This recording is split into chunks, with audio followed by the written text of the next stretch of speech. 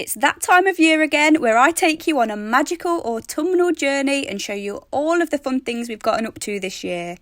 It's a long one, so buckle up for lots of decorating, visits to the circus, pumpkin patches, Whitby, which was where Bram Stoker was inspired to write Dracula.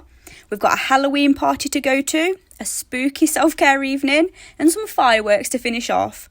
I know this isn't my regular cleaning content, although there will of course be some cleaning, because when isn't there cleaning to do in my house? But I always like to make these vlogs around Halloween and Christmas to bring you some magic and a little bit of an escape if you need one, and just to invite you to get to know us a little bit more. So if this isn't your thing, don't worry, the cleaning videos will be back very soon, and I have so much deep cleaning to do after all of this decorating. Anyway, let's get into it. Our adventures began in September at a place called Riverside Hub.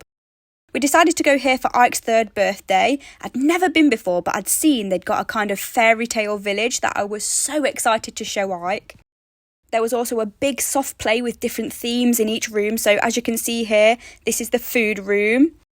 Bear in mind, I'm chaptering these different visits and activities as day 1, 2, 3 and so on, but they weren't consecutive days. These videos span all the way from September to early November, and it just includes all of the fun things we've done this autumn. So here's the village, and as you can see, my mum's the most excited out of all of us. I decided to look into this little fairy food house first, and there was just giant food all over in all of the drawers and lovely sparkly fairy lights. Little chairs made out of leaves. It is honestly such a lovely place to bring kids to play. I only filmed a small fraction of this place. It is absolutely huge and there's so much to do and so many different themed rooms and it's great. Next we had a look around the witch's cottage and the camera does not do this room justice. There were so many details and things in the cupboards that I couldn't film properly because of the lighting. But there were loads of secret cupboards and hiding spaces and hats that you could try on. That's my mum and my auntie, by the way. One thing I'll say about this entire vlog is I tried to film when it was at its most quiet so that I didn't get strangers and so that I could respect other people's privacy. And that proved to be very difficult because it was so busy in certain places. But yeah, I did my absolute best to show you as much as I could. All the while I'm trying to be as present as possible because, I want to see my kids' faces and be involved. I was talking about this to my dad the other day. It's all so weird and I still don't feel like a proper YouTuber. I make these videos for the love of creating and bringing joy. But at the same time, these videos have quickly become the reason I can take my kids to all of these lovely places and take my mum on holiday for her birthday, as you'll see later on. So I'm always very conflicted and conscious of making sure I'm putting the experience first and not thinking about how it's going to look on camera. I love to share what's going on and make the experience magical for you too, but I try to hold on to that balance and remember that ultimately what's the most important is spending time with my family. So in these vlogs, you're probably never going to get the perfect camera angles, or I might be walking fast and the camera is shaking, because generally what I'm doing is I'm looking around and I'm quickly filming and then I'm putting the camera away to spend time with my family.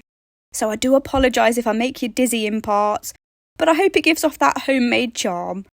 So the next 2 rooms we visited was this elf mine, and then before that there was a bank or a vault and you could push a lever and it'd make this really loud, scary alert sound. So obviously Ike was continuously pressing it. Then Ike had a go on the go-karts, and next we went into this magical, colourful glow room. There was rooms full of mirrors, rooms where you could dance. There was even a mini golf course in here. It was honestly like a maze. And like I said, I only filmed a fraction of the place. It is well worth it for a day out. On day 2, which realistically was a week or so later, we went blackberry picking. Do you remember one of my videos in the summer where we went to go and pick bramble for the stick insects and we saw all of the buds that would eventually become blackberries? And there were so many. I'd never seen so many actually. And I was like, this is definitely something I want to do with the boys in autumn. Pick blackberries and make an apple and blackberry crumble. My cousin and my nephew came along with us and we had so much fun climbing trees and going on all of the play equipment. I ate so many blackberries we had to keep refilling the tub. But yeah, we rarely bake together, even though I so wish I was that kind of mum. I'm just too frazzled. But we ended up having a free day where there was no time constraints, no things or places we needed to get to later on in the day. So I thought, let's do it. It's a lovely thing to be able to pick a berry from nature and make it into a dessert, and for the kids to be involved in the entire process. We're so disconnected from our food these days, aren't we? And it's becoming rarer and rarer that we can go for a walk and find something edible on a tree or a bush that belongs entirely to the soil it grew in and anyone's free to pick it. Blackberries are one of the fruits I hope continue to thrive forever without people being able to put a price on it. And we all know bramble. It's voracious. It grows anywhere, even in the most miserable conditions. It just wants to live, doesn't it? It's defiant, and I love that. This was my first time ever making a crumble, so I had the instructions out on my phone. It was pouring with rain outside at this point. The boys had had a bath, I had my cinnamon candle on, and we were watching Coraline. How cute are their outfits? Ike was helping mix the crumble and Rudy's job was to weigh everything. This is my perfect kind of day. I honestly love nothing more than being at home. I love when it rains out and it's an excuse to snuggle up on the settee and watch Bake Off and Gogglebox reruns. I love when people cancel plans. I do not have FOMO in the slightest. That's fear of missing out for people who haven't heard of the acronym. My happy place is home with my boys. Now, apparently, you're meant to bake the crumble crumbs on a tray before you put them on top of the fruit, but I couldn't be bothered to do that, so I was like, let's just give this a go. And we put it straight on top. Tasted absolutely delicious to me, so if we ever make one again, I'm just going to do it this way again. I can't be bothered with the faffing. Mainly because to put the crumble on a tray first would mean having to wash and dry a tray, and that's a big no from me. Anyway, my dad popped round just as it finished in the oven, so he got the first try. I told the boys we were having dinner before we could have any, so we had it with some clotted cream and an extra drizzle of caramel. Ike was the caramel drizzler. Took that job very seriously. And yeah, here it is. We had such a lovely day and it was perfect to get us into that autumn mood. Fast forward to October, it's time to decorate, but first I've got to wash up a ton of pots.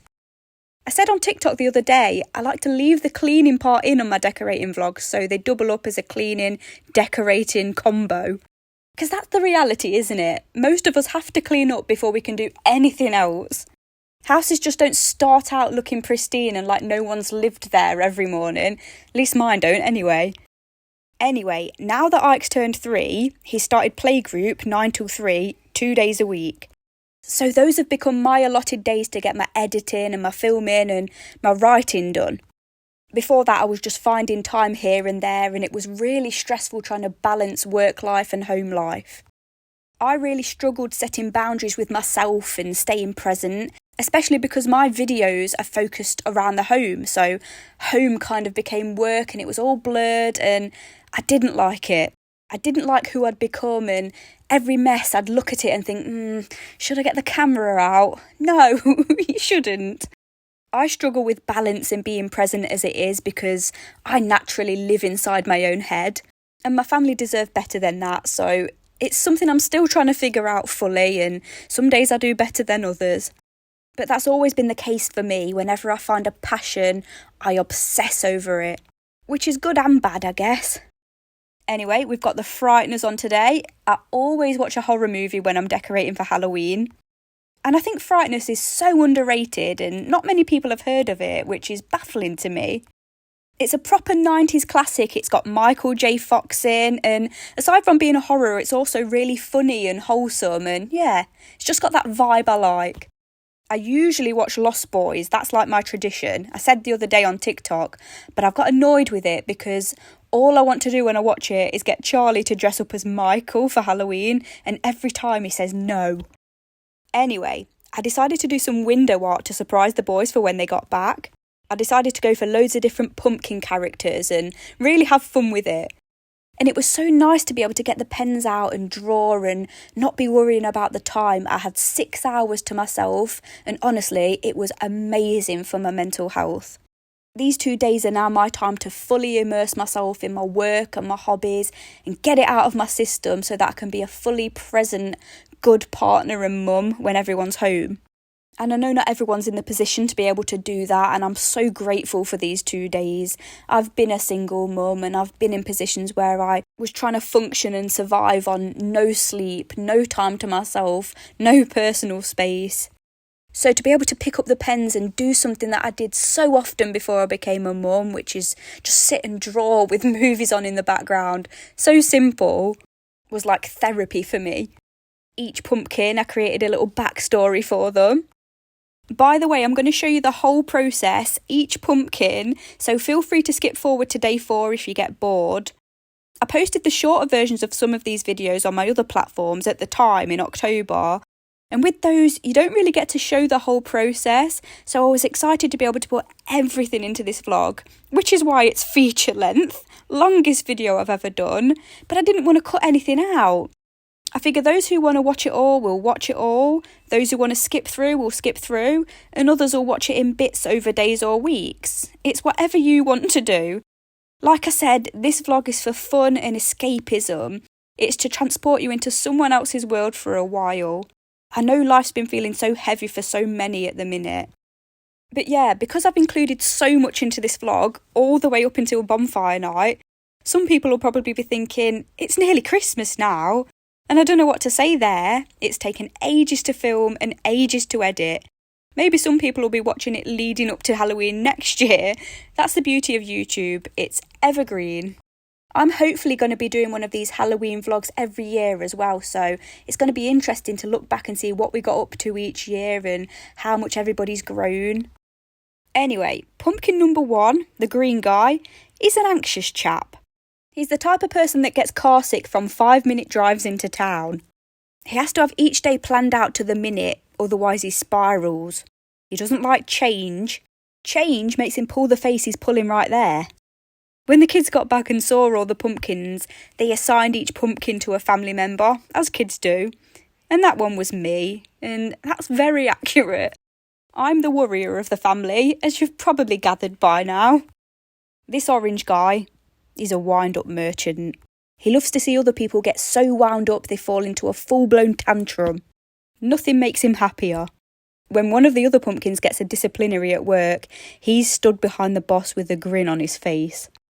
The kids saw the size of this pumpkin and automatically assumed he was Charlie, but he's actually Ike. Nah, they're made-up characters. They're not based on anybody. I've still not got the hang of these Posca paint pens, you know. I feel like I'm better than I was last year, you know, when I did all the presents on the window for Christmas. But it still ended up looking really scratchy, and I had a look online and it wasn't really helpful. I also tried using a paintbrush to blend on one of the pumpkins and it looked even worse. I think it's to do with how fast the paint dries, to be honest, but it looks a lot better when it's dark outside, so I'll show you later. At the end of the day, though, as long as the kids loved it, I was happy, and they did. Okay, this guy. He's the tantrum pumpkin. He feels like he should get his way 100% of the time, and the orange pumpkin loves it when he doesn't. I decided to base him on one of those stripy multicoloured gourds. And I didn't know how it was going to turn out. As I said, I'm still figuring out these paint pens, but I was so happy with the final result. Please let me know your favourite pumpkin when I've finished them all. And your favourite room out of all the rooms I'm going to decorate. I think mine's the kitchen when it's all decorated and lit up. You'll obviously see that later on in the video. But I've laid this video out in a way that I'll decorate a room and then we'll do an activity, and then I'll decorate another room and then we'll do an activity. And it's not necessarily in chronological order. Kind of, but not fully. You'll have to let me know what trip or activity would have been your favourite as well. I decorated the boys' room for the first time this year. Last year I didn't really bother, and that was partly because they barely spent any time in there, but also because last year Charlie threw away most of my Halloween decorations. Or was it the year before? I think it was actually the year before. I'd put them in a bin bag ready to put up in the attic, and he mistook it for a rubbish bag, and it was this whole thing. I'm still really sad over it. But obviously with decorations, it takes a while to build up a collection, because I'm not one of those people who's going to be spending ridiculous amounts each year, and last year I couldn't afford to even if I wanted to. But I bought a few bits and bobs for the boys' room this year, because Rudy's getting to an age where he's spending more time in his room, and I thought it'd be nice for him. Next year, my goal is to get a few decorations for the garden. I hope to be less stressed and overwhelmed with everything next year too. Like I said earlier, I'm still trying to balance making videos with everyday life and my normal job, and I can get a bit flustered with it. So we'll see. We'll see how much is on my plate next year, and if I've managed to figure out a system that makes everything run a bit more smoothly. It's all my own doing as well, the overwhelm, but I have such grand ideas and plans for the channel, and a lot of the themes are seasonal, and that puts a time limit on my head. And sometimes I have to have a word with myself and say, look, you're creating these imaginary deadlines, and you guys who are watching, you don't mind. I've gotten myself into a tiz about the fact this video probably won't be posted until mid-November, and it's just so silly. One of the reasons I was excited to start making videos was to not be restricted by deadlines, and here I am putting them over my own head. Anyway, pumpkin number 4, he's mysterious, he keeps to himself, and you never really know what he's thinking. He's more of an observer, and he doesn't add unnecessarily to any conversation. He only speaks if he's asked something directly. He also doesn't like big crowds, and he wishes he had a window all to himself. And I've just realised who I sound like now. Have you ever watched that episode of Brooklyn Nine-Nine where they have to share the room with another precinct? And Rosa has to share a desk with that woman who brings in all of her decorations and gives them all little backstories? That's a bit embarrassing, but I don't care, I'm having fun. Leave me alone. These videos are my opportunity to let out my inner child and just be enthusiastic about life. This year's been a bit of a struggle for me, I'm not going to lie. I think it's because I'm in a position I never believed was possible for me. Last year I went from working at Asda, which I still do, to starting a TikTok, which took off really fast, to making a YouTube, to getting a silver plaque, all in a year. And I'm so grateful that this is my reality now, but it still hasn't fully sunk in. And now I'm in a position where I can make life better, not only for people who struggle with their houses and the guilt that comes along with that, but also for my own family. And that's brought on a huge amount of pressure because I don't want to let anyone down and I don't want to waste this opportunity. But I also don't want to have so much on my plate and mind and so much to do that I miss my children growing up. I don't want to look back in 10 years' time and think, yeah, you did it, Remy. You made life better financially for your family, but you weren't there in spirit and you missed out on so much because you were so distracted and split in so many directions. If you know me, you know my issues with ADHD and hyperfocus when I'm doing something I love. Ultimately, I struggle with balance and transitioning from one role in life to the next. And this is why I'm not as prolific as other creators on here. And sometimes I can only get 1 or 2 videos out a month. Because I take that thought of looking back and thinking, where's that time gone? Where have my children gone? So seriously. And this is why I try and take the time to go out on all of these adventures and decorate the house and make memories. This channel means so much to me. The topics I discuss mean so much to me. The knowledge that I'm able to help people through hard times, it's important to me. And I want to get it all right. And I want to do right by everybody. And so I hope you understand why I'm so vulnerable here, and I often over-explain things.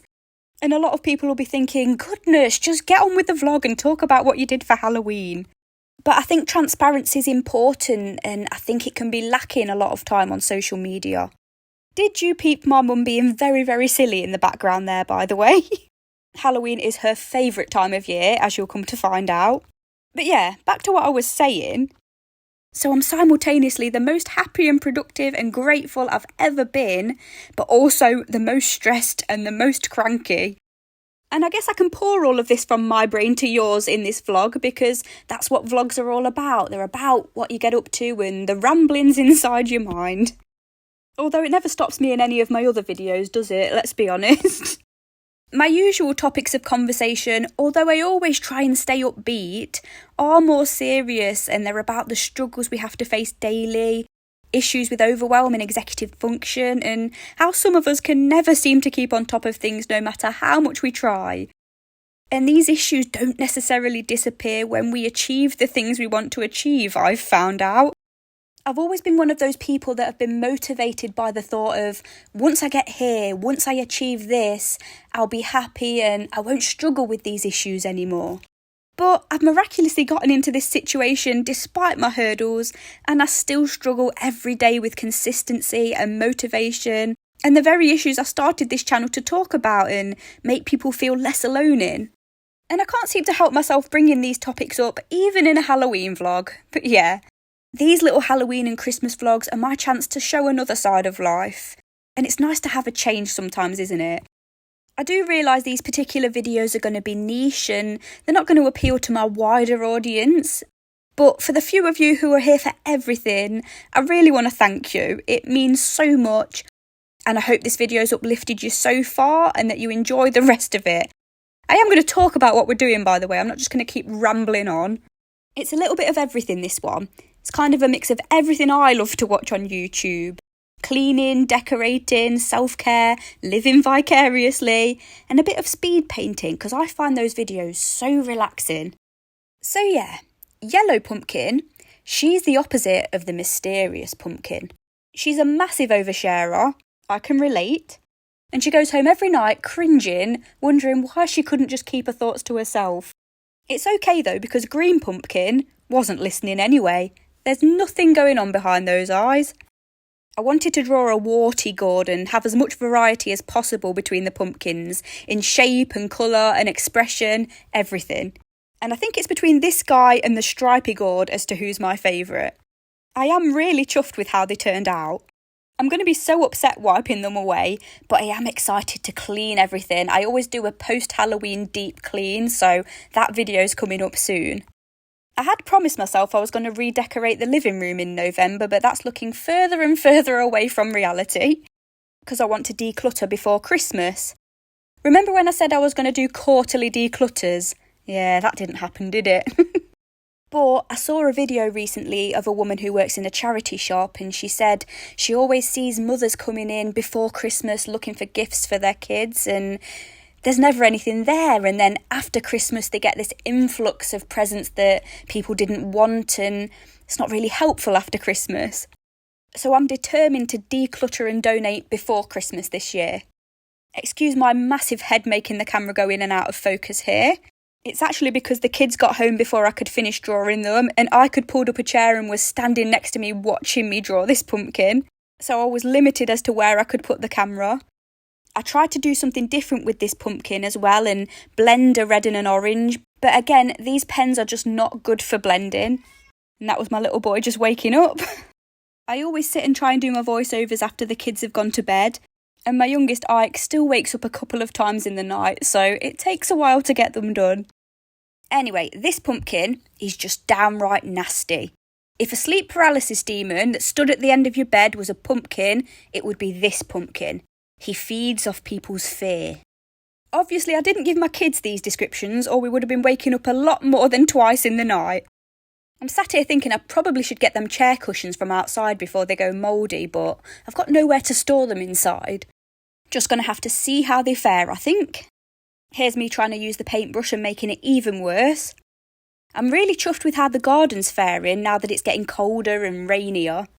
If you haven't watched my garden transformation video, I worked my absolute bottom off to grow the grass back and get the garden looking nice. And it's so nice to look out the window and think, yeah, that's my garden. Doesn't look like a pile of mud. Anyway, we're almost finished the pumpkins and this took me so much longer than 6 hours. But I'm going to show you what they look like when it's dark out. Just got to finish its stalk. Thought I'd give this one a different colour, because why not? And I decided I wanted to put some mini pumpkins on the windowsill in front of them. I don't know whether that's over the top, but whenever I see them in the shops and there's all these different colours and shapes and varieties, I just can't resist. I think I did well just getting 4, because I'm one of those people who collects and I have to have every single variety going. If you're a long-time follower, you'll know all about the giant African land snail times. I ended up with 14 different subspecies of giant African land snail. I was obsessed with them. They had their own Instagram and everything. Every time I went to work, I'd be rummaging through the fruit and veg markdowns to bring them home some treats. They were fun times. On day 4, it was time for our annual tradition of pulling the boys along to our local little pumpkin farm. It's like a 20-minute walk and we all take it in turns to pull them in this little trailer. Last year, Ike and my nephew were fast asleep by the time we got home. But it's just this cute little thing we do. And it's like you've been to the gym by the time you get there. Honestly, it's a proper workout. This is something I really hope they remember when they're older. Little things like this, being all snuggled up in their hats and their blanket. Rudy was in there with them last year, but he's gotten a little bit too big this year, bless him. So here we are. We bought some pumpkins from here to hollow out. And the first thing you come to is this big blow-up tent, and you walk round and there's all of these creepy animatronics and figures. Everywhere was so muddy at this point because it had already been open for a few weeks. But there was these floating ghouls. Here you could press a button and this rabid dog would pop out and scare you. This kind of birdman creature which terrified my nephew. We had some creepy clowns. It was just really cool. It's been great to see how this farm's grown and evolved over the years because this wasn't here last year. And it's always nice to see your local farm doing well and their events being popular, isn't it? I remember a few years ago when Ike was a newborn, they just had one little field open and it just had pumpkins in and that was it. And now they've got food stands and inflatables and tractor rides and I'm really chuffed for them. Speaking of inflatables, that was the next thing we went to. They had 3 different bouncy castles and you did have to pay extra for the kids to go on, but they've got to make their money, haven't they? And if it wears the kids out so that we get a good night's sleep, I'm all for it. The only thing they didn't have this year that they had last year, which really upset me, was they had a bratwurst sausage stand and it was the nicest thing. Anyway, next we went to feed some of the animals. They had sheep. I think these are alpacas, but I'm not 100% sure. Maybe they are llamas actually, looking at their ears. If anyone knows, let me know.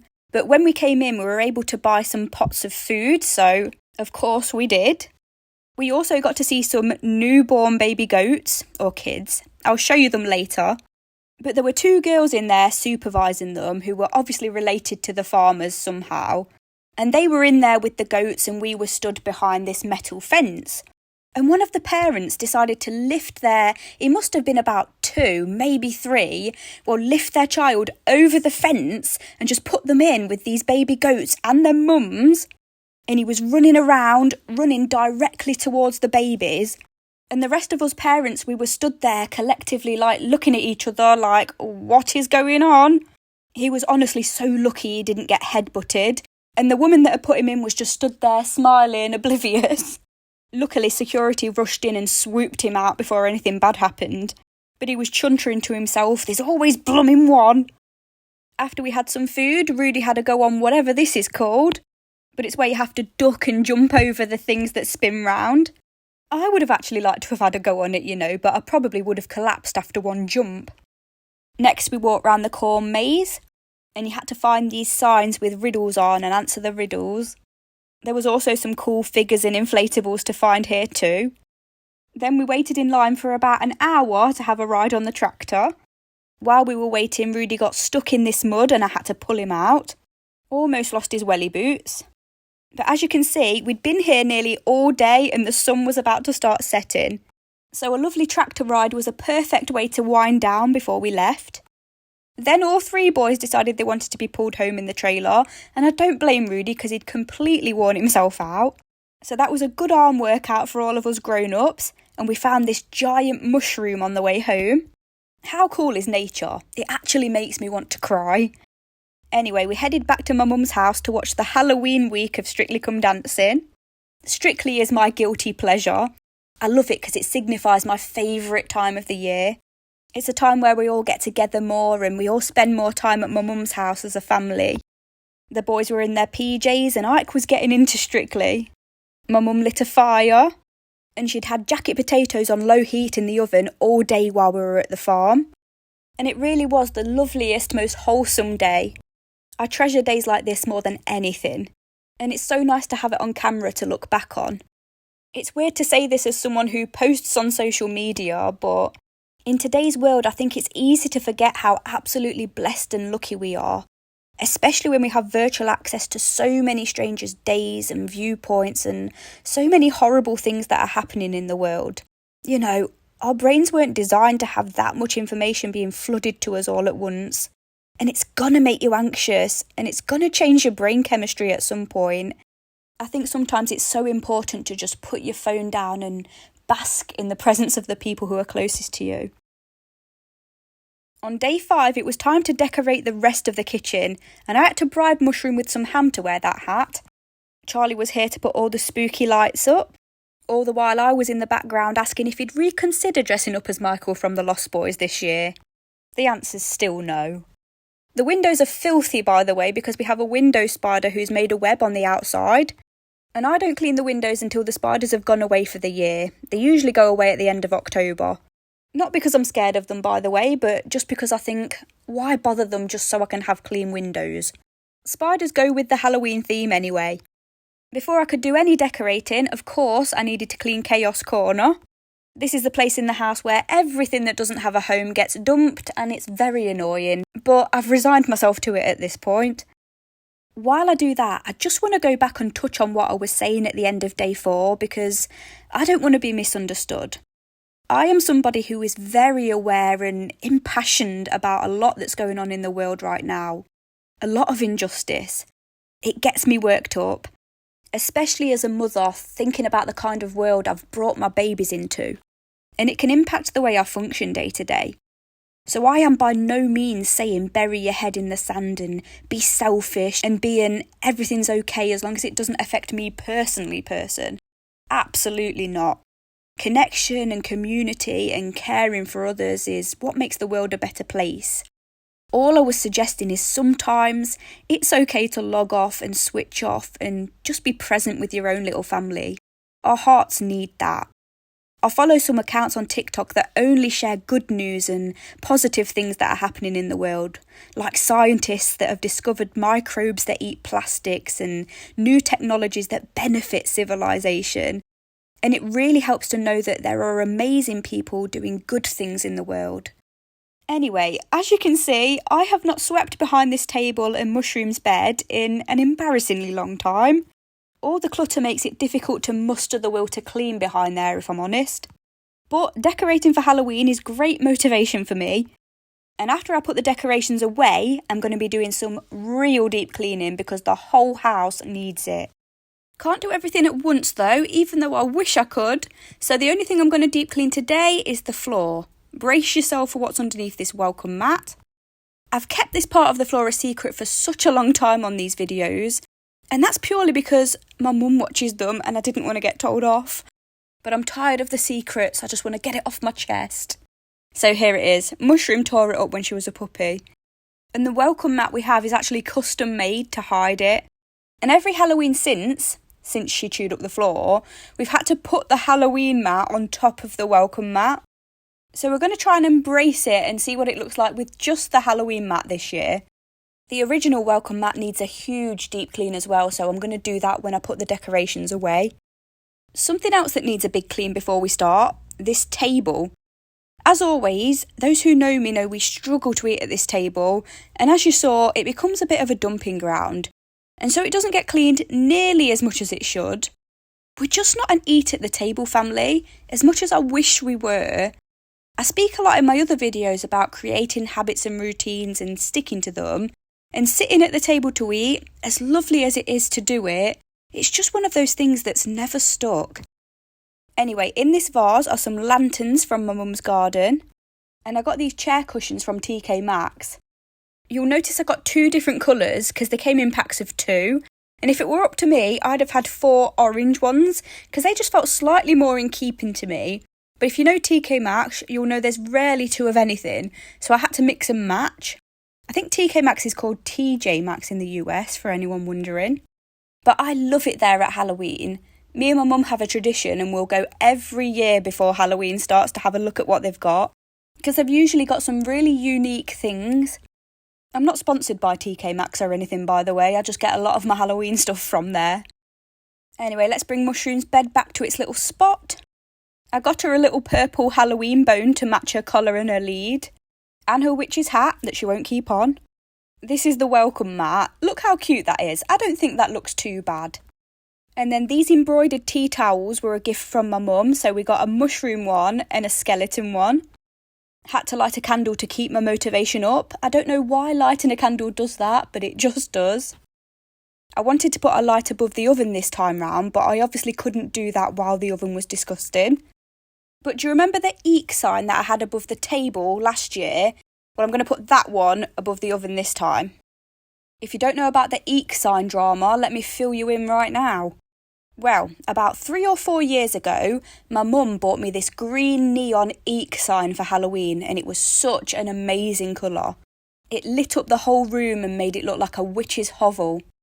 Well, one year I'd packed all the decorations away, and this was where I went wrong because I put them all in black bin bags, and then Charlie mistook them as rubbish and threw them all away. He felt awful, bless him, but then we went to go and find another eek sign, and the only ones they had were purple. There's never been a green one since. So we'll settle for purple. It still makes the room look really cool. I'm buzzing to show you it all lit up. Next we blew up these light-up balloons from Morrison's. Cheap and cheerful, but we knew the kids were going to love them. We've never had a specific aesthetic in this house for Halloween. It's a mixture of everything, and it's all for the kids really. And if it looks tacky to people, it looks tacky. We always decorate when they're at school so we can surprise them when they get home. Well, this is the first year surprising Ike, but on the years prior to this, he didn't really know what was going on anyway. The classic keep out tape was next up. Told you, tacky, and I don't care. Thank goodness for Charlie, because as you can see, he's pretty much double my height. There was 3 different varieties of tape in this pack, and I thought, let's just use a mixture of everything. After the door was done, it was time for a tiny bit of a tidy up, and then it was on to the next project. Some more window art. I did clean this window first because there was no window spiders on this one, but there was about to be. Someone commented to me on TikTok not long ago, wouldn't it just be easier to use stickers? And yeah, it would, but it's way less fun. I don't get to draw much anymore, so this is joyful to me. I think they were referring more to the aftermath than the clean-up, but again, cleaning's therapy to me. And I get to make videos out of it for you guys, so win-win. So here I wanted to replicate the spider we have on the other window, which is one of those big bum garden spiders, but I thought I'd put a colourful rainbowy spin on it so it was more visible. Funny story about garden spiders, and I've actually told this story before, but if you're scared of spiders, put it on mute for a few minutes because it will freak you out. But I got bitten by one when I was a kid. I was about Rudy's age, maybe a bit younger actually, maybe about 6 or 7. But when it comes to spiders in England, they rarely bite, and there's this chart which shows which species are more likely to bite, and garden spiders are listed as will not bite. Well, one in fact did bite me, but it was very deserved. So I've always been obsessed with bugs, insects, all animals really, but invertebrates in particular. There was this one time I had an empty sandpit and I spent all day collecting snails and putting them into size order groups in this sandpit and pretending I was the headmistress of a snail school. Quite concerning really, but I collected hundreds. And then my mum found me and made me throw them all into the field outside our house. Anyway, got distracted there. But there was another time I collected loads of garden spiders, probably about 10, big ones, and I kept them in a little tub in my room. Fed them dead flies and insects that I found on my adventures, which obviously they weren't going to eat. Anyway, one evening I was getting them all out because I used to let them crawl all over my hands, and one was obviously so fed up with me it thought, now's my chance, I'm going to get this kid. And it bit the palm of my hand and just clung on for dear life. I obviously got up in a panic, knocked the tub over with all the other spiders in, my mum's screaming, squish it, which I was not going to do. So I kind of just walked past my mum to my dad who was shaving in the bathroom mirror, and I just held up my hand to him and he plucked this spider off my hand and put it outside. But we never found any of the other spiders. They'd just escaped in my bedroom somewhere. So for the next few weeks I went to sleep with socks on my hands tucked into my PJs because I thought they were going to crawl up my sleeves. But yeah, I'll get back to some more of those stories in a minute. But here we are carving the pumpkins that we got from the farm. The man crouched next to Ike there is my dad, the man who saved me from the spider. And yeah, that wasn't the first time I've traumatised my parents with creatures. I once found a dehydrated frog on the side of the road and thought I could reanimate it by throwing it into the bath with my dad. That's just what you want after a hard day at work, isn't it? Your kid bowling into the bathroom and lobbing a frog in the bath. Apparently my mum never saw him move so quick. I once brought a hedgehog home because loads of kids were chasing it with a stick, and we kept him for a few months, fed him cat food and mealworms, and he used to lie on his back next to the fire. He had a right cosy life, but I also put him into my bed and my bed got infested with fleas. Not long after that, he apparently ran away. Not sure I believe that, but now I'm a mum, I understand. Anyway, let me turn all the lights on and show you what it looks like all lit up. Remember to take a mental note of each room and tell me which one's your favourite. This one's definitely my favourite. Watching the kids' faces when they saw it was just the best. We decided to sit these two lights at the table and they looked so effective when the light was turned off. Look! I love it so much. The way the eek sign lit up the room and the contrast between the oranges and the purples was awesome too. When I start decorating, I don't really have a picture in my head about how it's all going to come together, but I was just so chuffed with this. It definitely exceeded my expectations. And it's made me want to get more lights for the kitchen just for normal days. To me, nothing in the home makes me happier than fairy lights and lamps. Cannot stand the big light, it's too harsh. It deeply upsets me actually, as does no light at all. When we watch films, Charlie loves to have the room pitch black, and it just makes me so uncomfortable. And his argument is, well, it's pitch black when we go to the cinema. But I just think, yeah, but we're not at home in the cinema. It has to feel like home. And this feels like home. I might just keep these lights up all year round. Last thing we needed to do was put the lights in the pumpkins. Mr. Skeleton sat at the table keeping watch. And I'll show you what it looks like in the dark in a minute. I know I said I didn't have time to decorate the garden this year, but this is kind of decorating the garden, isn't it? I really did feel so happy with how it all turned out. The next place we visited was a place called Katos farm. Now, just like our local farm, this started out really small as one field of pumpkins, and we've watched it grow and grow into this huge event it is now. And people come from all over the country to be here for Halloween. You have to buy separate tickets for each little area, or you can just buy the basic ticket, which is still great just by itself. So I'm going to take you around and show you each activity. Some of you will have seen some of these from last year's video. The first thing we went to was Big Bounce Land, and it's basically this giant tent filled with massive bouncy castles and big slides, which Ike was really apprehensive about at first, but then he gained his confidence. Next thing we went on was the Haunted Express. And it's basically a train ride that takes you around a cornfield filled with loads of creepy characters. And I just want to give another flashing lights warning here. A flashing lights warning for all of day 6 really. And yeah, this was pretty much like the tent at our local farm and the corn maze you got to walk around, apart from this was on a train. Would I say it's worth it for the price?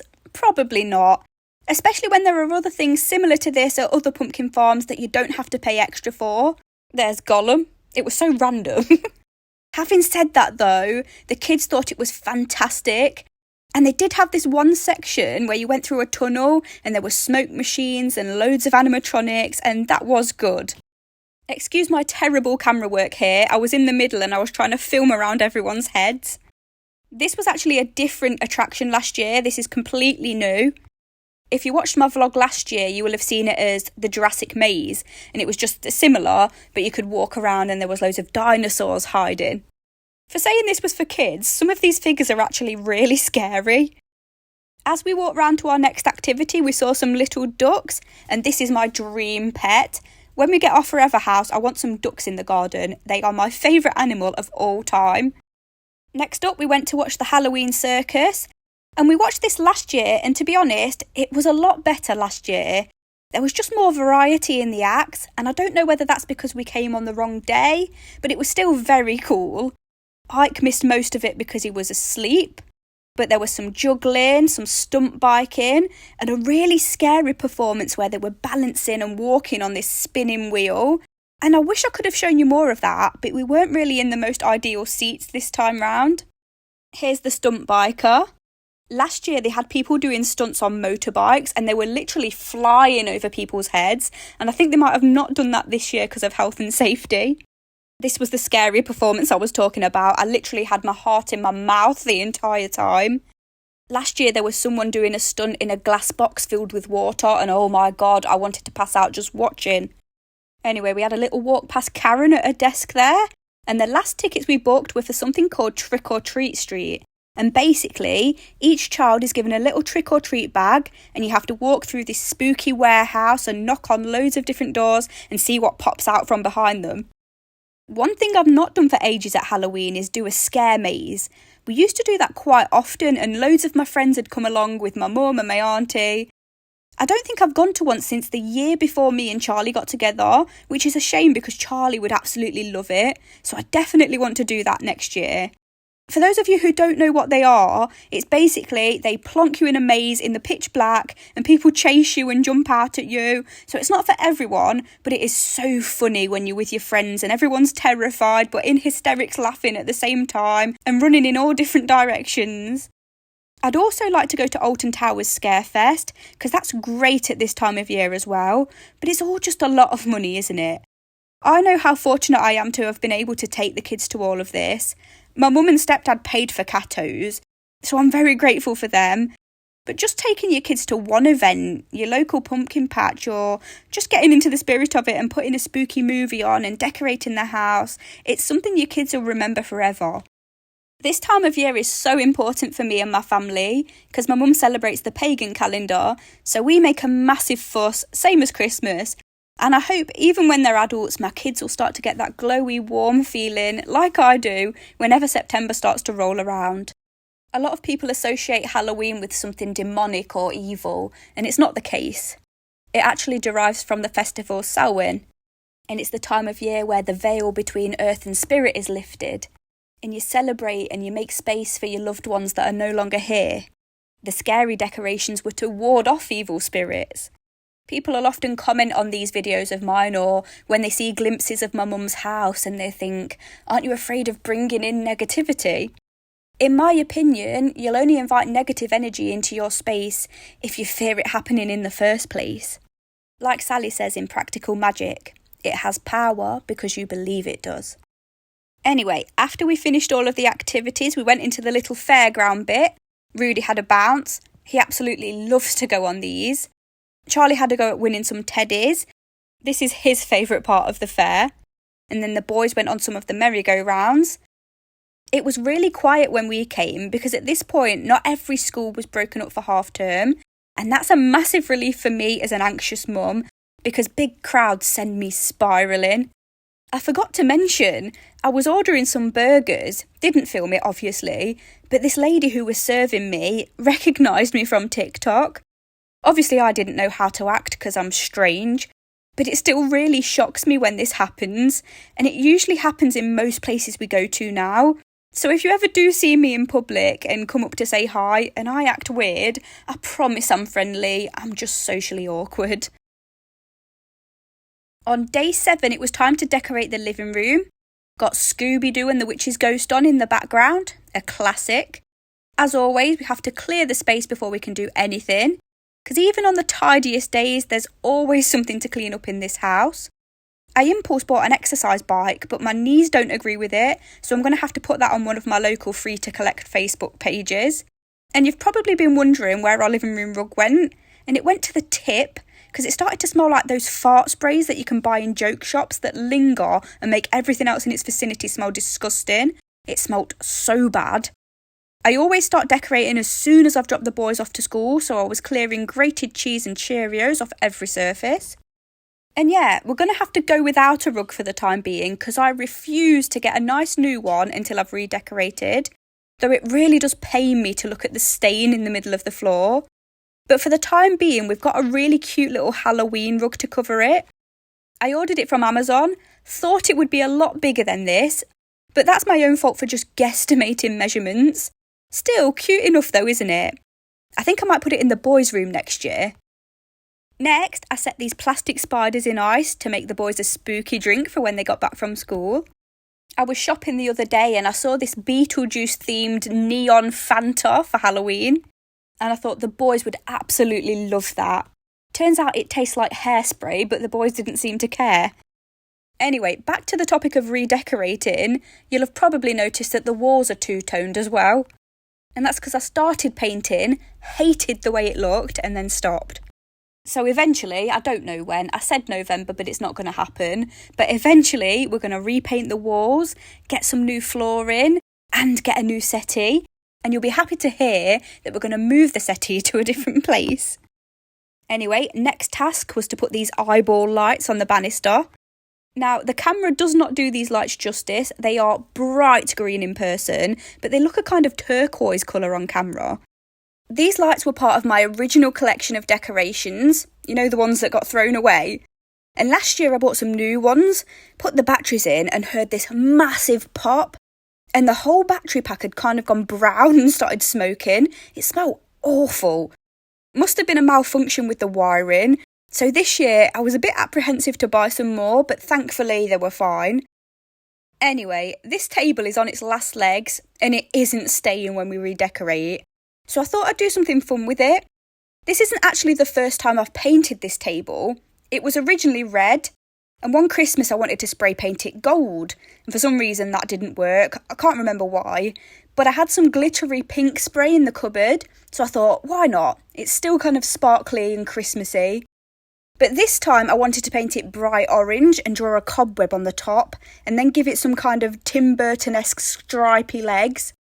I forgot to wear a face mask when I first started spraying, so I just want to say now, if you start using spray paint, you have to wear a face mask. Preferably a better one than the one I'm wearing, but you don't want to be breathing that in, it is awful for you. How awesome is this colour?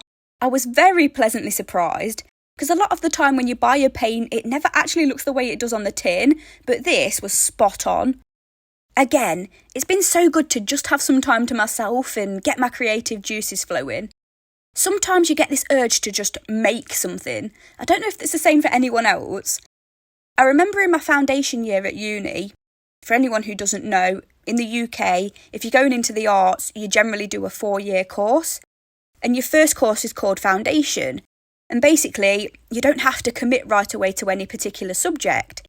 So you'll spend your first year doing a bit of everything. Painting, pottery, glasswork, woodwork, textiles, photography, film, performance. It's brilliant. And you're surrounded by all of these weird and wonderful tutors who are masters of their craft and so passionate about what they do. Well, there was one time we were given a brief to design a bridge.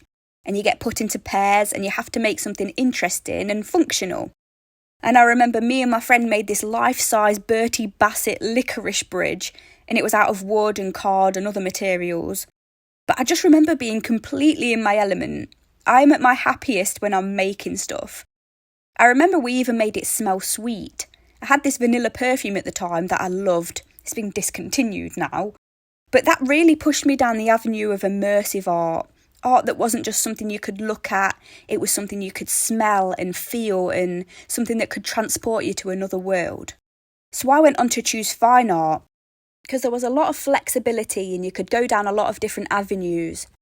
Studied lots of artists who made installations. Mike Nelson's coral reef was something that fascinated me at the time. And I was also really fascinated by artists like Cindy Sherman, whose whole catalogue is her morphing into different characters, and each photograph is an amazing, moving piece of work. I'm hoping you guys go to check out these artists as I'm recommending them. Jan Svankmajer, he made these really surreal stop-motion videos. And believe it or not, all the artists I studied and the work I made at the time and my evolution from portrait painting to performance art and installations to making the videos I make today, they're all linked. When you watch my videos, I want you to be transported, and if not transported, comforted, as though I'm reaching through the screen and giving you a hug or a pat on the back. Anyway, back to what we're doing, because I've gone on another tangent. Can you tell I'm just having so much fun chatting away about random stuff? People always tell me to start a podcast, but like I said, I'm already at my limit of how much I can get done. So I just think, why can't this double up as a podcast? A very random podcast, but a podcast nonetheless. I got this creepy photo frame from TK Maxx, and I thought, let's put last year's Halloween portrait of the boys in it. So cute. But yeah, back to what I was saying about podcasts. Those who want to watch the cleaning or the decorating or the process can do so. Those who just want to listen can listen, or you can do both. So no, I won't be starting a podcast anytime soon, because I think I actually will go insane. I'm trying to write a little bit of my book here and there too, and I'm not being as prolific with that as I'd hoped. So yeah, lots of projects and ideas, but not enough time. Anyway, here I'm setting up the treats table for the boys for when they get back. And yes, there are 2 days out of the year, I just let them go for it and have as many sweets as they want. This day and the actual day of Halloween when we go trick-or-treating. In my opinion, having days like this and just not being restrictive with certain types of food in general actually creates a healthier food relationship, because they're not pining for certain things or binging because they don't know when they're going to get another chance. Here's the table all set up. I was so excited for them to get home. So my fridge and cupboards are always filled with all different types of food. And basically, we just ask that they fill their bellies at dinner time with nourishing, well-rounded food. And if they're still hungry afterwards, they can help themselves to whatever. Having said that though, it really depends on the child, because my youngest, he'll snack all day on fruit and veg, peas, carrots, sweet corn, berries, and my eldest retches at the thought of them. But he struggled from pretty early on with a lot of different types of food, and he has comfort foods and safe foods. So it just goes to show you can take the exact same parenting approach with 2 different kids, but it doesn't mean it's going to result in the same outcome. Anyway, that's just my 2 cents on the topic as someone who now struggles with a lot of food noise and not being able to listen to my own hunger and satiation cues.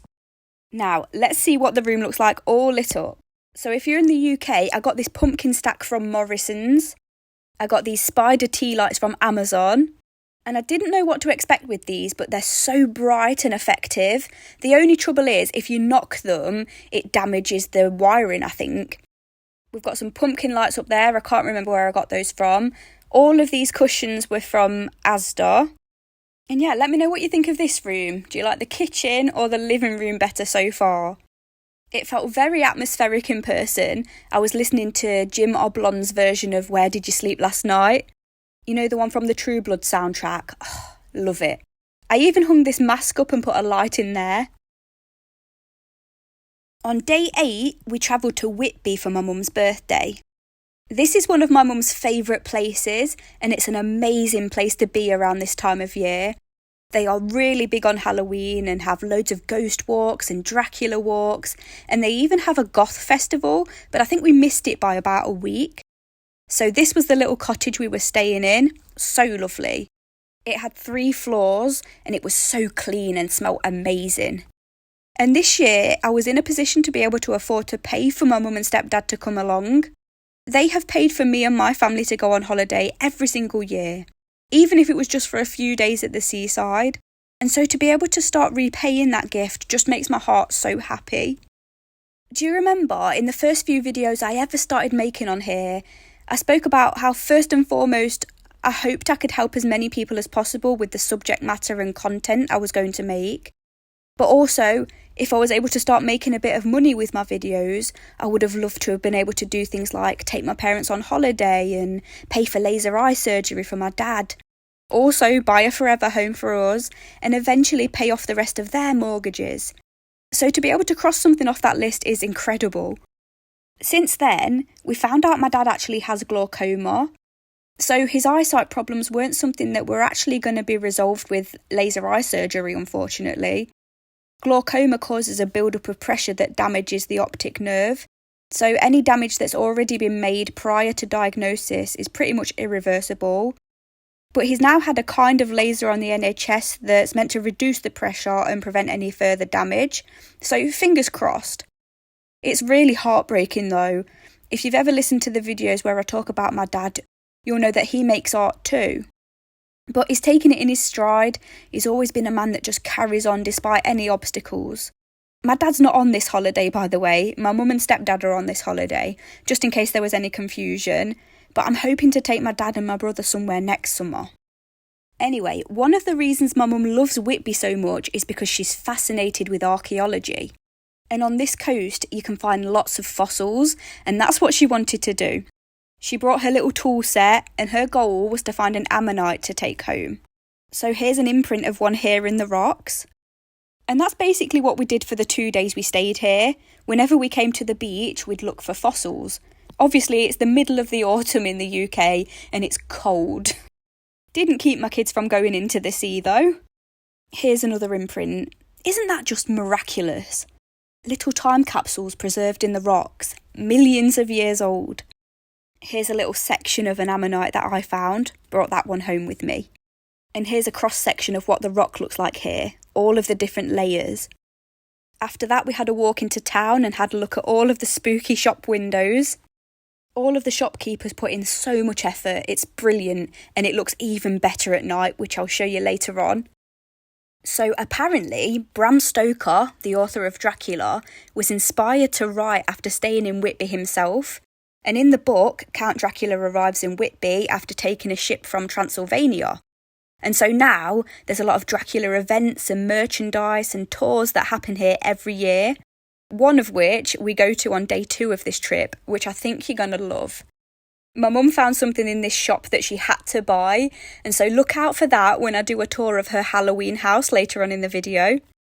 We found some giant pumpkins, took some photos for memories. They even have a Dracula experience here, which my kids really wanted to go into, but maybe in 10 years' time.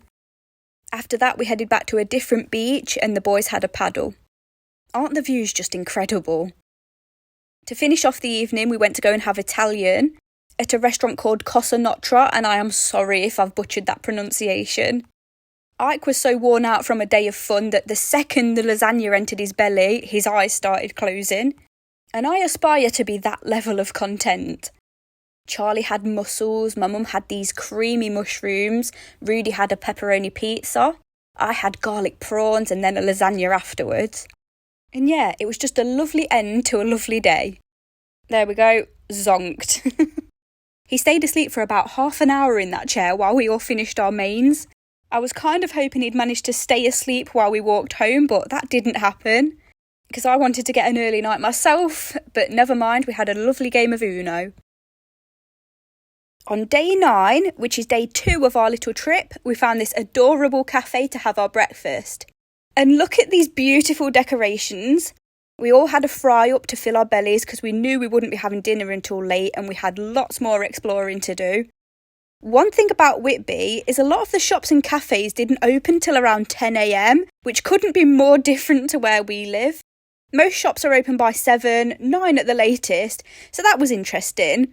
A sign on one of the shop doors actually gave their opening times with a little parentheses explaining usually, so it's very laid back here. We had a look in some of the bakery windows at all of the Halloween cookies and cakes, and then we went into this lovely handmade soap shop. You could smell this shop all the way from the end of the street. Next, we went back to the beach to find some more fossils. Some people had made these really cool structures out of wood. Because this was the last day, we were on a mission to find an ammonite for my mum. Rudy was exploring the rocks higher up and bringing down ones he thought might have fossils in. These cliffs are made up of rocks from the Jurassic period, so all of these fossils are around 150 million years old. That's mind-boggling. So these little creatures in the rocks were around at the same time as the Brachiosaurus and the Stegosaurus. A few hours in and we'd found some really cool imprints, but not a full ammonite.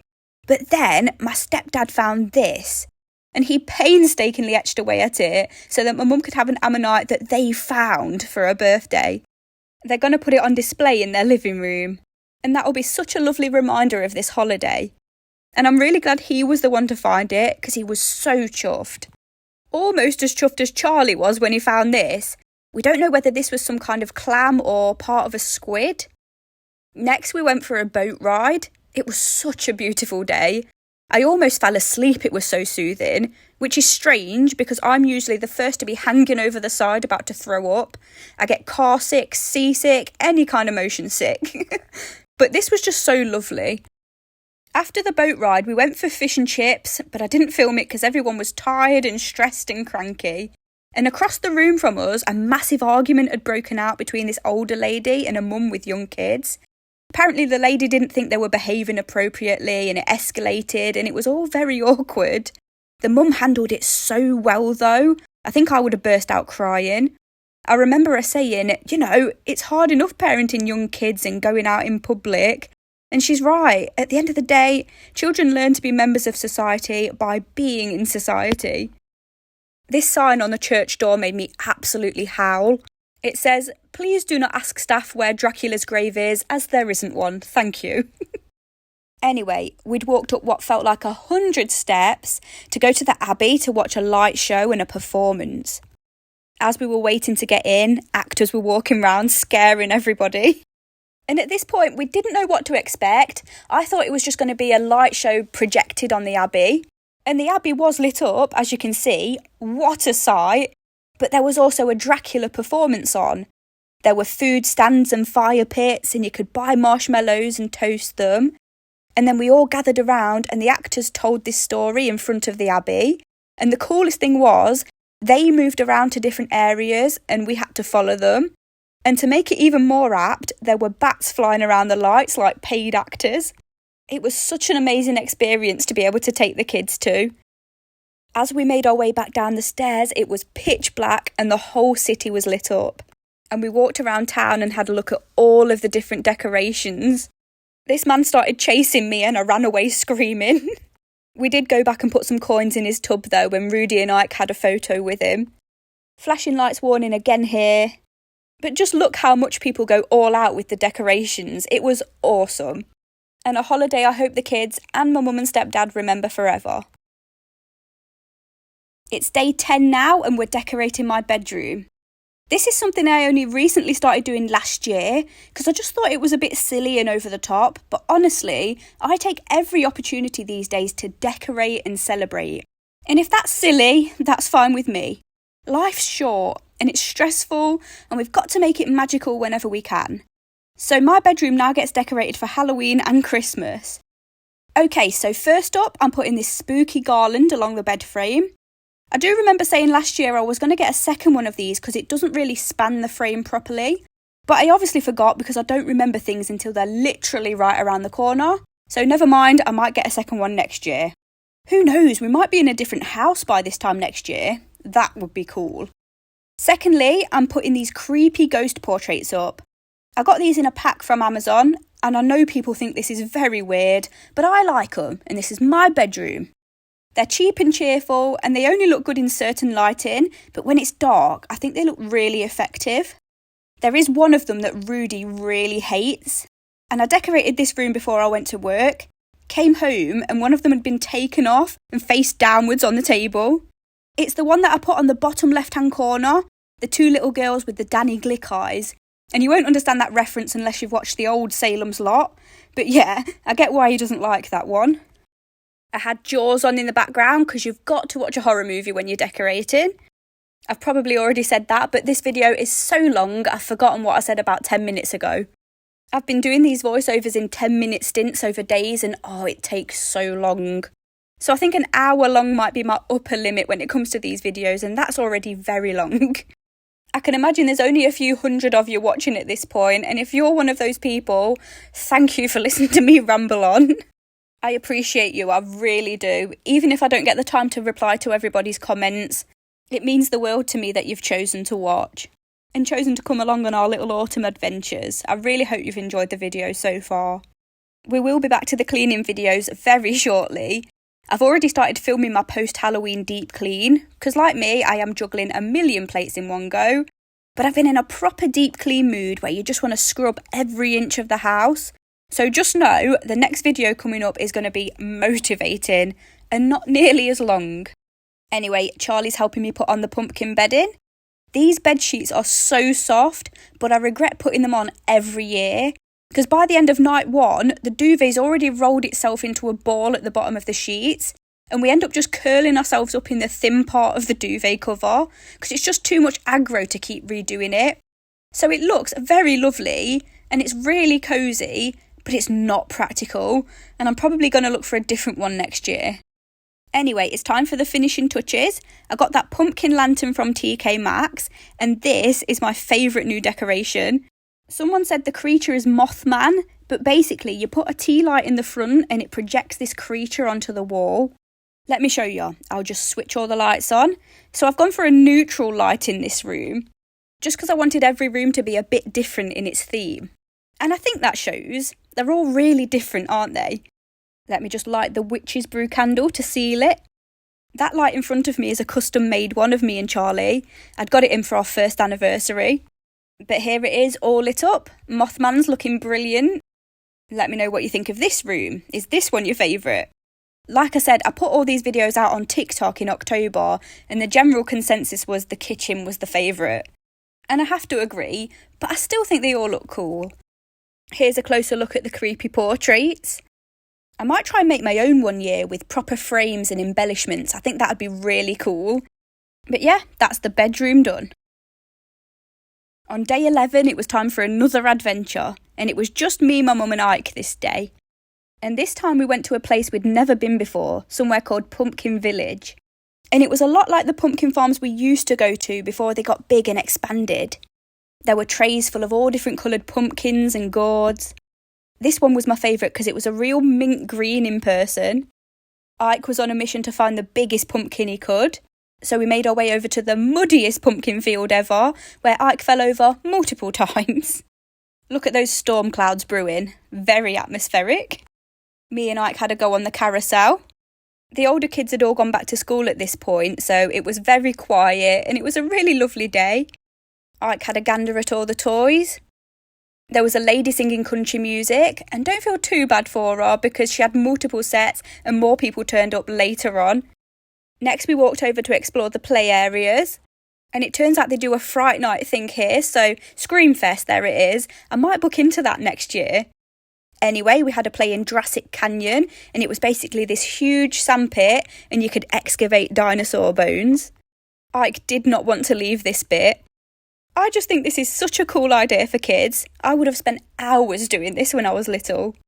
For anyone in the UK wondering where this is, it's Marsh Farm Animal Adventure Park and it's in Chelmsford. They also had these big bouncy areas. They had one for the younger kids and one for the older kids, which I thought was really nice. Then we had a look around the musical maze and we ran round and had a go on all the different instruments and then tried to find our way out. As much as I feel bad when one of the kids misses out on something because Rudy was at school, I really like to make the effort to plan days that are centred around each child individually. I think that's really important, if at all possible. And I always make time to have little mum and Rudy days too when I can. Anyway, after Ike had that ride on the tractor, we headed back to get some food. I got a bacon sandwich, my mum got a hot chocolate, and Ike got this Slimer donut, which I thought was blooming brilliant. Then I wondered what he was pulling funny faces at, turned around, and it was this guy. He ended up walking behind me and pulling my hat over my eyes. And yeah, we had another lovely day. On day 12, I decided to decorate the boys' room for the first time, and that window art there was all Rudy. He's a brilliant little artist, bless him. Swapped out the boring sheets for some ghost bed sheets. I had this spider lying around and I thought that'd look good attached to the bunk bed. The reason I haven't decorated their bedroom before was because they barely used to spend any time in here, but now Rudy's getting a bit older, he has started spending a bit more time in here and I thought it'd be lovely to surprise him. I didn't go overboard because the room's already very busy, as you can see, but I just thought some bits here and there to get into the spirit of it would be really nice. I put some more of those spider tea lights out, used the trick-or-treat bags to house Rudy's VR headset bits because they're always lying about everywhere. Then I blue tacked this spider web up. It was originally a window light, so it had like these suction things, but I have no idea where they've gone. Anyway, let me show you what this room looks like all lit up. For the amount of effort I put in, which was minimal, because honestly I was knackered with the decorating at this point, but for such a little amount of effort, I think it turned out really cool. I really liked the orange in contrast with the green. And the green just came from his normal dinosaur nightlight that he has all year round. But the boys were so excited when they came home, especially Rudy, and I was so excited to have no more rooms to decorate. I still can't get over how good those skeleton arms are. He told me he wanted to do some window art like I'd done downstairs, and I was massively impressed when I saw that. Definitely got a future artist on my hands. Well, he wants to direct horror movies actually, so be on the lookout for Mr. Rudy films in 10-20 years' time. Day 13 was the day of my mum's Halloween party. Well, bombween party actually, because it was in the days between Halloween and Bonfire night. And here's my mum scaring my kids as we arrived. I've been promising to give you a tour of my mum's Halloween house for so long now, so I'm going to do it, finally. My mum loves Halloween and she is notorious for winding up the neighbours with her decorations. I've said it before in another video, but she's the youngest person on the street by far. And it's very much not in keeping with the rest of the town's vibe, and they're not a fan. But they've given up complaining at this point. As you can see, she goes all out, and people actually drive their kids round to look at the decorations, because not many people do their houses up for Halloween round here. We'd love to go to Salem or New Orleans one year and see what the Halloween decorations are like there. Anyway, because this is a bombween party, she's got fireworks and sparklers and marshmallows to toast, and loads of family and friends are coming to celebrate. The boys decided to dress up as Ghostbusters, and I had no idea what to wear because I am always a last-minute Larry, so I just painted my face like a skeleton and then used a white sheet as like a cloak. Now, let me take you round to the back of the house, and then I'll give you a tour of the inside. Getting past these cobwebs was like doing an assault course.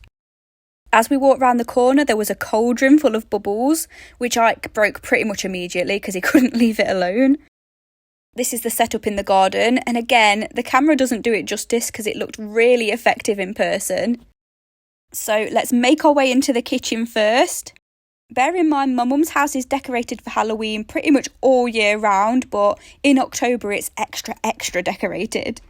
On the stove, she was cooking onions for our hot dogs. All of the signs she either found on Etsy or had custom made. Every single light or lamp in this house is usually covered with some kind of spooky mask. Even some of the plant pots are pumpkins. And it's so easy to miss a lot of the stuff because so much effort and detail has been put into this decoration. This sparkly luminous ghost is from the range and I really want a snowman version. They're so expensive though, and they sell out so quick. All of those wooden cooking utensils she hand-painted herself a few years ago. She obviously doesn't use them for cooking. This neon light at the top is my favourite because it looks like it says Cappy Halloween. Let's move on to the dining room, which is the best room in the house right now because that's where all the cake is. As you can tell, my mum is very maximalist, the opposite of me. I can't afford to be maximalist, unfortunately, because our house gets decorated every day with clothes and toys and rubbish. So to add more chaos to our surroundings would, I think, be terrible for everyone's mental health. But it doesn't mean I can't appreciate a maximalist layout. Here's the spread for the evening. Remember the green eek sign I was talking about earlier? The one Charlie threw away? Well, my mum still has the original, so this is what it looks like. Here's a closer look at all the little ornaments she's got. See, it's so hard to miss stuff. There'll have been loads I haven't included in this video. Come and have a look at this other shelf, because it's got loads of figurines from Wallace and Gromit and the Curse of the Were-Rabbit, which is my favourite Wallace and Gromit of all time.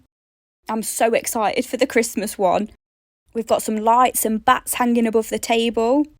These guys are 20 years old. I just wanted to quickly show you the downstairs bathroom because there's Slimer. And he used to dance whenever anyone made a sound. And of all the decorations in the house, Slimer is the one that terrifies Rudy. Moving on to the hallway. This red bulb is literally just for the occasion. She doesn't have this on all year round. Now, if you're scared of spiders or insects, now's the time to skip forward, because I'm going to introduce you to the creepy crawly wall. No wonder I love insects so much. I wanted to be an entomologist when I was a child. Over here she's got some more creepy characters and some trick-or-treat bags. My late granddad's favourite Leicester City football cap that he used to wear all the time. She's even got mine and my brother's hospital bracelets framed there. Table near the front door, again, lamps covered with masks. Here's me looking ridiculous with normal clothes and a spooky face. She always covers the bottom of the stairs with police tape so no one can go upstairs and muddy the floors. And I'll just quickly show you the living room. I didn't film much in here because I was too excited to go back and join the party. But you'll have seen this fireplace from earlier on in the video. The sign above the fireplace was another one she had commissioned. Here's my grandma and one of my mum's gargoyle cats, and he hates my children more than anything. He'll literally smack them just for walking past him. the shoe cupboard, and here's that pumpkin skeleton guy that my mum bought from Whitby. Grandma finally got into the spirit of it. My mum's had these ornaments since I was a little girl. I remember making imaginary games around them. A unicorn, a dragon and a griffin. She's got the Game of Thrones box set, of course, you've got to. And this is my favourite poster ever, because it came out of a book I used to have as a child, which was like an encyclopedia of sprites and fairies, and it had the pictures of the fairies and where you could find them and their favourite foods and what kind of elements they were drawn to. Here's a portrait she had commissioned of my stepdad in his doctor's scrubs, still Halloween themed. More little details here, Charlie about to stuff his face. Look at that loving expression. And then it was time to step outside as the guests started to arrive. She had this really cool lantern fire bin, and we all gathered around and lit sparklers and toasted marshmallows. My mum even got this cool powder that changes the colour of the fire to blue. We put some in the pumpkin as well. And to end the night, we all snuggled up in front of a little firework display. Perfect. On day 14, after all of my hard work at home and at work, I finally decided to just take some time to myself to recharge. Working in a supermarket's more active than you think. You're on your feet the entire shift, walking, climbing, lifting, and it can really hurt your feet and your back. So I was definitely looking forward to having a soak in the bath, but I was even more excited to just unwind mentally. I bought myself a bath tray especially for this, and I still wanted to make it spooky, so I tried to put some lights up, but they didn't stick. Put a little pumpkin bath towel out, and then this is the best part. A month or so ago, I subscribed to Lush Kitchen, and each month they'll send you a few exclusive or limited edition bath bombs and shower gels. So this was November's edition. We got an orange soap, which smelled amazing. And then we got Glog shower gel, which just smells like Christmas. I gave that one to my mum because that's her favourite. This is my favourite, Honey I Wash the Kids. It's my favourite Lush smell. And then we got a cinnamon bubble bar and a gingerbread lip scrub. And then this next one was a gift from my mum for Halloween, and it's a countdown to Halloween Lush box. The monthly subscription I got was actually because we'd signed Ike up to a mum and baby swim lessons, and it's kind of the stage before they actually start learning on their own. And every week we took him, he'd kick off, not want to learn, just wanted to walk around the edges of the pool. And it actually got to the stage where me and Charlie would start dreading taking him. He never wanted to go. So we just said to each other, shall we wait a year and then send him when he's 4 for the proper lessons? And we just decided to take him swimming every few weeks in the normal pool. That way it wasn't so structured and he'd actually enjoy it. And it turned out that this Lush subscription cost the exact same as those lessons. And I thought, do you know what? I work blooming hard and I never buy anything for me. I've not bought new clothes in ages. I don't pay to get my hair cut or have anything cosmetic. All of our extra money goes towards after-school clubs and piano lessons and swimming lessons and days out like you've seen, as it should. But to have something like this to look forward to every month, a little pamper box, I think we deserve that as mums. Whatever that pamper box might look like, it might be a haircut or new clothes or new books or whatever it is. So I've done something just for me and I'm proud of it. So I put in a pumpkin bath bomb, some of the cinnamon bubble bar, and I also put in some of the Honey I Wash the Kids bath melt. Charlie and the kids were watching a movie downstairs, and he'd also cooked dinner so that I didn't have to stress or organise anything after I got back from work. I rarely have moments where I can just be and enjoy doing nothing, and that's not because I'm not given the opportunity, it's because I find it hard to turn my brain off. Even when I'm sat down trying to watch a film, unless I'm in the cinema and I can't get up and move and fidget and scroll through my phone, I will do those things. My mind will be running through all the things I need to get done, and so I can never truly relax. And even if outwardly it looks like I'm paying attention, I'm often not. I do it with reading too. When I'm excited to get into a new book and escape into another world, I'll often find that I'm 3 pages in, but I haven't actually read or taken in any of those pages, and I have to go back and reread them. So this evening was all about centering myself, returning to my body, taking in my surroundings, smelling all of the lovely smells, being lulled by the lights, comforted by the warm water, savouring each bite of this eat and mess cheesecake, and watching one of my favourite films of all time, and actually watching it. Day 15 and the last adventure to round off this vlog, we took a chilly walk to our local cricket club to watch some fireworks. When we got there were some bouncy castles, a few fairground rides, and loads of different food stalls. We got some donuts and some ice creams. I got a Kinder Bueno sundae. After that we lit some sparklers and we waited for the fireworks to start.